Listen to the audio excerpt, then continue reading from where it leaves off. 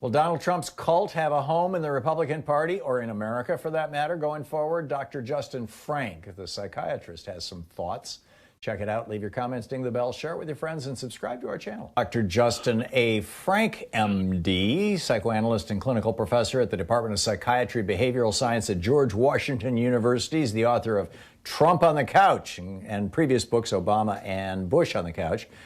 Justin Frank, MD, is his Twitter handle. He's got a lively Twitter feed going on. He's really worth following over there. Dr. Frank, welcome back. I'm wondering how... I'd like to talk to you about cults. In fact, I sent you this article from the New York Times about NXIVM and Keith Raniere, this cult leader, and this guy has been convicted of essentially, raping and blackmailing and, abusing all these women and stealing from all his followers. And yet he still has literally doctors, lawyers, and movie stars who still follow him and preach his stuff. What does it take to get into a cult? What does it take to get out of a cult? And to what extent are there parallels between NXIVM and some of these other cults that we've seen, say Jim Jones and People's Temple? People are real familiar with that. And what Donald Trump is doing and what it looks like he's fixing to do going forward with his very own television network and his very own movement, and probably running for president again so he can continue his fundraising scam. I realize there's a lot there, sorry, but let me hand you that package and let you respond to it. Well, the answer is there's a lot to say and a lot to think about. First of all, the biggest question I have is to try to figure out what you mean by a cult. But the very fact of what he's doing is that he is giving a voice to the voiceless. And that's what his rallies were always about. That he was feeling that the people who were talking about, who he talks about the slime and getting rid of it and the elites, he was giving voice to the voiceless. And the people who feel that they're voiceless, the people from Hillbilly Elegy, the people who are feeling just overwhelmed. And so it's a big positive quality he has for them. And so once you give a voice to the voiceless, they do what's called psychologically, they imprint on you. And they imprint on you in such a way that there's a primitive meaning very early infantile connection that is very deep. It's like a child to a mother in the very deep way, or like ducklings who follow the duck around. That's what he is essentially doing. And he has imprinted on so many people that they really will follow him anywhere, and that they have become a cult. And a cult is based on, usually a cult is seen as something religious, but this is a kind of a cult that is based on a simple belief system where they exaggerate the importance of the leader, because the leader has become somebody who tapped into their needs and is very deeply connected to them, and they to him. So that's the basis of it, and the basis is they feel that they've been voiceless, that they've been marginalized. They've become central rather than marginal.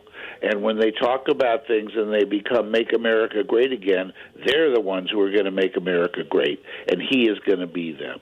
And it's a very powerful and primitive emotion.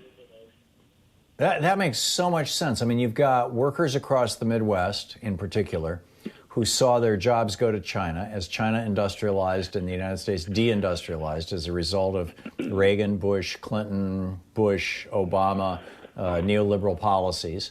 And they feel not just voiceless, but harmed. You've got white people who traditionally had major powers of position or positions of power in society relative to minorities. They could feel free to shout and curse and abuse minority members of society without fear of reprisal. And now they get caught on YouTube videos and humiliated, and they're feeling, looking in from the outside. You've got men who have seen jobs go to women and watched their wives get jobs that pay as much as them. I mean, is that who you're talking about with the voiceless, and am I missing anybody? No, you're not missing anybody. And I think that it is, and it's paradoxical in a way, because many of these people who feel voiceless have actually been white people who worked alongside of black workers, but they share a common humanity in terms of their work, some of them.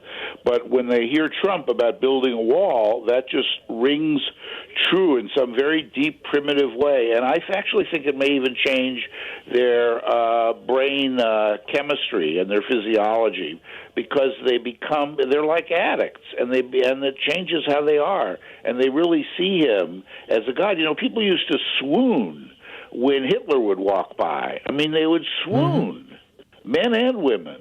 I think that this is what we're talking about. It's a cult leader or a cult figure that is extremely powerful. It's like a religion. It's like a bizarre devotion that other people who are outside of it can't understand at all. They can't make so sense. If we divide these, if we divide these into two buckets, one bucket is the stuff that can be fixed because it's economic policy, and the other bucket is, you know, society evolving and it's not going to be fixed. The first bucket would be the people who've lost their jobs to the deindustrialization. Trump is arguing for reindustrialization, but he's not alone. Bernie Sanders and Sherrod Brown have been pitching that message for decades. So right. The difference Democrats between Bernie Sanders, Sherrod Brown, and Donald Trump is that Donald Trump says, I can fix it. And Bernie Sanders and Sherrod Brown would say, we can fix it. So it's much more participatory. It's not a cult. It's the same idea, but it's not inviting attention only to the leader. Although Bernie did have some very kind of cult-like followers who and he still does so much. And I get that. But where I'm trying to go with this, where I'm trying to go with it, forgive me for hurrying along, but we're 2 minutes away from the break. Democrats could pick up those people who are worried about deindustrialization by just taking on a progressive policy on America First manufacturing. But how do you deal with people? Is it just waiting for the generations to change and people to die out for the men who are basically misogynists and the white racists? There's always been the potential for having a cult in this country. There were people who had cults years ago and generations ago. But the thing that's interesting and important about them is that you cannot, one of your points about having to wait is true. You cannot argue with a person who's in a cult. There's no point in arguing at the dinner table about it if they have a fixed belief.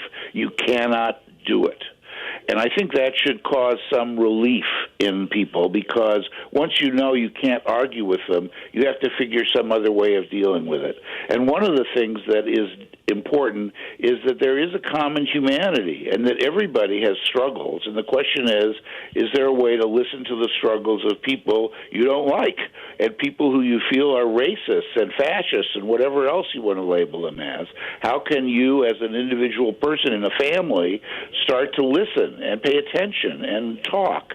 It's an ongoing thing, but it's not about trying to convince them or to argue. It's about looking what you have in common. There's a young man isn't there a bigger question of how do you get racists to acknowledge or understand or have empathy for the common humanity of people of color?